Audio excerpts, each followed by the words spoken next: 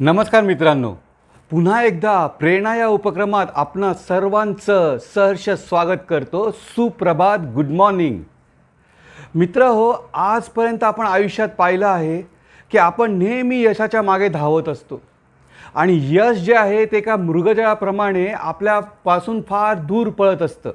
ते आपल्या हातातून सतत निसटत असतं।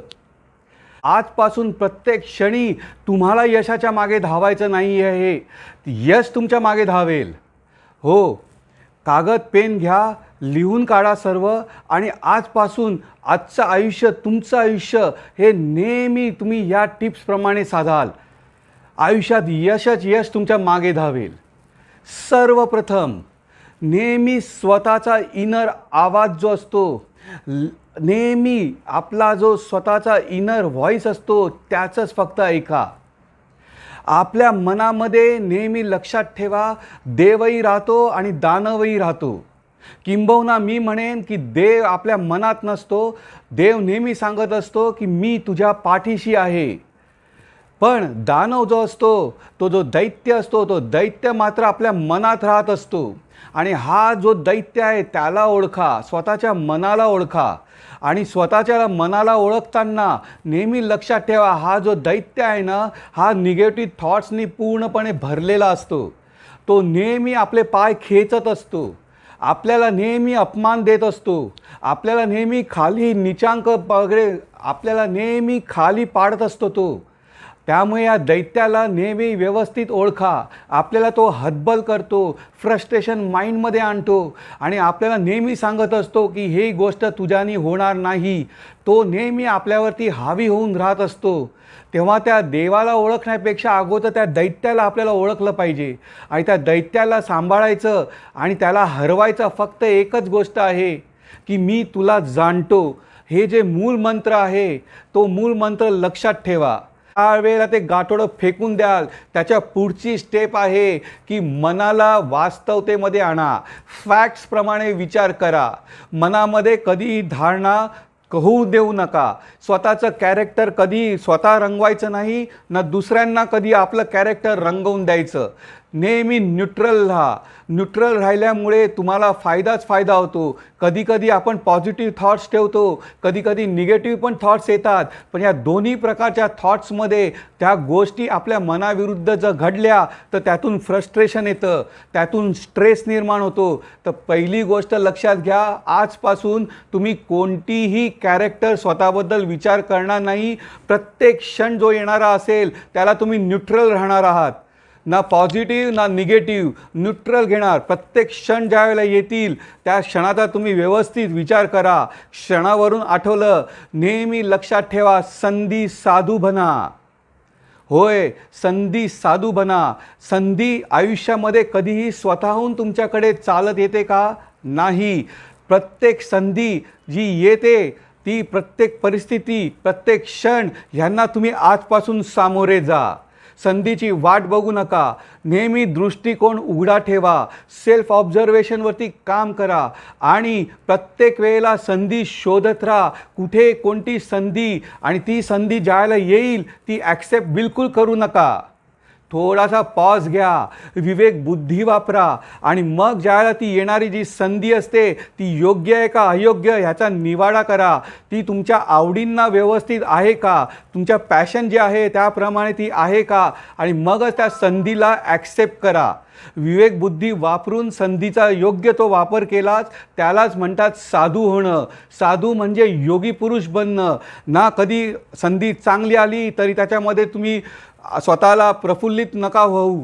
दुसरी गोष्ट, ती जर संधी आली आणि ती जर हातातून निसटली तर त्या निसटल्यानंतर उगाच त्याचा पश्चाताप नाही करायचा। त्या दुःखांवरती कधी त्या संधीचा योग्य तोच विचार करायचा। प्रत्येक क्षणाला निश्चय महत्त्वाचा असतो। एक उदाहरण आहे, नदी वाहते, ती समुद्राला पोचते, समुद्राला जाऊन मिळते। गोड पाणी असतं नदीचं, ते शेवटी खाऱ्या पाण्यामध्ये रूपांतर होतं। नदी ज्याला वाहते त्या प्रवाहाला जर आपण निश्चय म्हटलं तर श्रद्धा आणि सबुरी हे दोन किनारे आहेत। आपल्या साईबाबांनी हेच आपल्याला शिकवलं आहे. श्रद्धा आणि सबुरी हे आयुष्याचे दोन किनारे आहेत आणि मध्ये जो प्रवाह आहे तो निश्चयांचा असला पाहिजे. आणि ज्या वेळेला तो निश्चयाचा प्रवाह त्या नदीप्रमाणे त्या प्रवाहाप्रमाणे पुढे पुढे जातो आणि नंतर समुद्राला जाऊन मिळतो, त्यावेळेला एका किनाऱ्याला तुमची श्रद्धा असली पाहिजे ईश्वरावरती आणि दुसऱ्या बाजूला सबुरी पेशन्स असले पाहिजेत. ते पेशन्सच्या या दोन किनाऱ्यांनी तुम्ही व्यवस्थितपणे तो प्रवाह निश्चयाचा महामेरू बना आणि तो प्रवाह तुमचा समुद्राला जाऊन मिळेल. पटतंय ना मी काय सांगतोय ते? आयुष्यात ह्या गोष्टी फार फार महत्त्वाच्या आहेत. हार आणि जीत ही नेहमी होत असते. आयुष्य हे स्पर्धा म्हणून कधी जगू नका, एक खेळ म्हणून खेळा. खेळामध्ये हार असते, जीत असते. स्पोर्ट्समन स्पिरिट आणा स्वतःच्यामध्ये. कधीही त्याच्या मनावरती जास्त हारलो म्हणून त्याचं दुःख करत नका बसू, योगी बना. आणि जिंकल्यानंतर सुद्धा स्वतः मी विक्टरीस आहे अहंकार त्याचा बाळगू नका, योगी बना, महायोगी बना. हेच तर भगवद्गीतेमध्ये श्रीकृष्णांनी सांगितलेलं आहे. ज्ञानेश्वर माऊलींनी पण हेच सांगितलं आहे की तुमच्या पाण्याच्या तरंगावरती हवेचा जो बुडबुडा येतो ना, तेवढं तर आपलं आयुष्य. त्या आयुष्यामध्ये आपण किती स्वप्न रचतो, एवढंसं क्षणभंगूर आयुष्य, पण त्यामध्ये किती मोठमोठी स्वप्न, अहंकार किती भरलेला आहे खोटा. त्या अहंकारात तिलांजली द्या. स्वतःला खूप हलकं बनवा. आयुष्यामध्ये एक गोष्ट लक्षात घ्या, हार आणि जीत, मान आणि अपमान, पाप आणि पुण्य, यश आणि अपयश ह्या अस्तित्वात नाही आहे. आयुष्यात अस्तित्वात फक्त शांती असते आणि स्वतःचं समाधान असतं. त्या समाधानासाठी तुम्ही काम करायला शिका. कळतंय ना मी तुम्हाला काय म्हणतोय ते? प्रत्येक वेळेला तुमचं जे आयुष्य आहे ते प्रॅक्टिकल असू द्या. त्या प्रत्येक येणाऱ्या क्षणामध्ये स्वतःला उलझवू नका, त्यापासून मोकळे राहा. कारण आज जेव्हा तुम्ही गाठोडं फेकून दिलं आहे, तुमचं नवीन आयुष्य सुरू झालं हे लक्षात असू द्या कायमस्वरूपी. आणखीन एक महत्त्वाची गोष्ट तुम्हाला सांगतो. दरवेळेला ज्या वेळेला क्षण येतात, आपण त्यांना ज्याला संधी येते त्यांना आपण संधीचा उपभोग घेत असतो, त्यावेळेला आपलं मन जे असतो तो दैत्य असतो. ही गोष्ट करू नको, तुझ्यानी होणार नाही असं ज्यावेळेला तो सांगत असतो, त्यावेळेला एक सवय लावून ठेवा.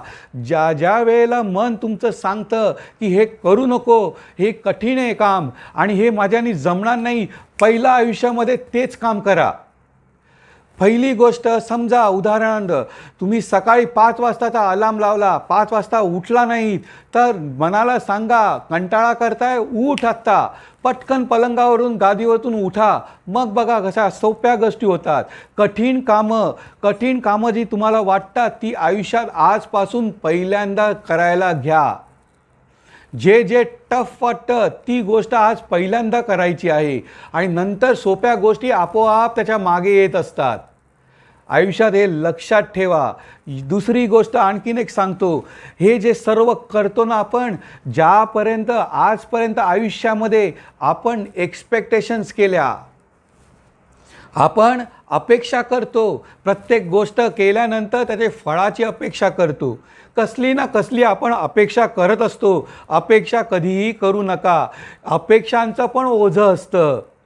अपेक्षांचं स्वतः ज्याला ओझं होतं त्याला जगायला फार कठीण वाटतं. म्हणून कधीही अपेक्षा करायचं नाही, कारण अपेक्षा हे दुःखाचं मूळ कारण आहे. द्वेष, मत्सर, क्रोध हे सगळं अपेक्षेमुळे येतं. अपेक्षा कोणत्याही गोष्टीची ठेवू नका. येणारी संधी आहे त्याचा योग्य तो वापर करा. अपेक्षाचं ओझं केलं तर आयुष्यात दुःखच दुःख आहे, हे कायमस्वरूपी लक्षात ठेवा. नेहमी पेशन्स, नेहमी ट्रस्ट, विश्वास आणि सबुरी ह्या दोन किनाऱ्यांच्या प्रवाहामध्ये निश्चयाचा प्रवाह असू द्या. कधीही नदीच्या उलट्या प्रवाहाला जाऊ नका.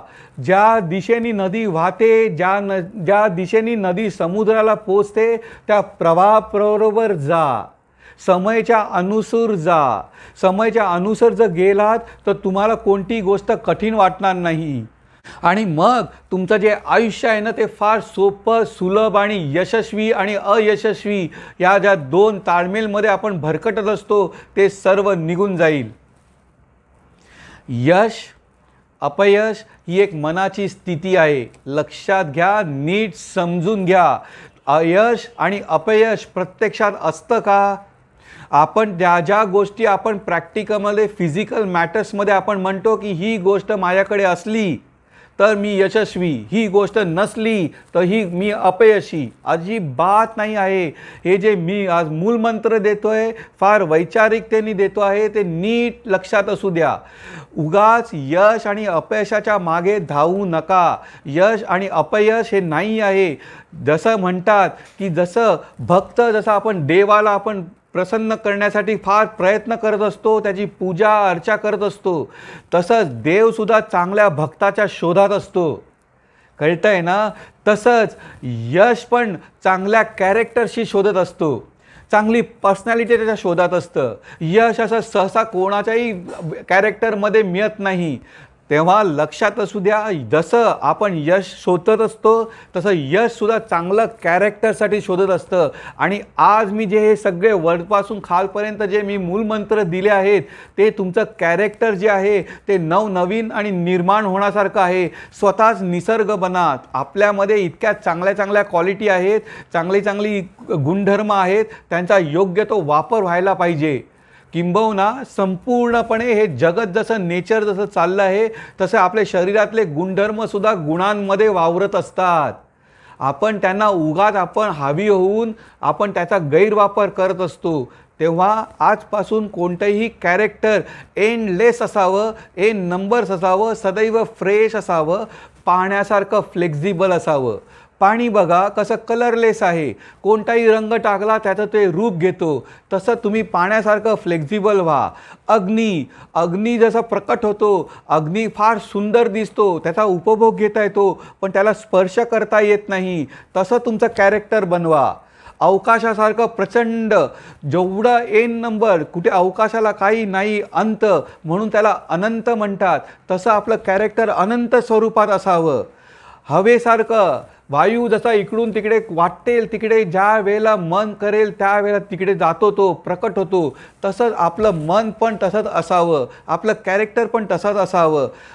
मी जे सांगतोय ते नीट ऐका. असे जे फ्लेक्झिबिलिटी ज्याला म्हणतात, ही फ्लेक्झिबिलिटी जर आपण आपल्या कॅरेक्टरमध्ये आणली तर तुमचं कॅरेक्टर एन नंबर होईल, तुम्ही प्रचंड बनाल.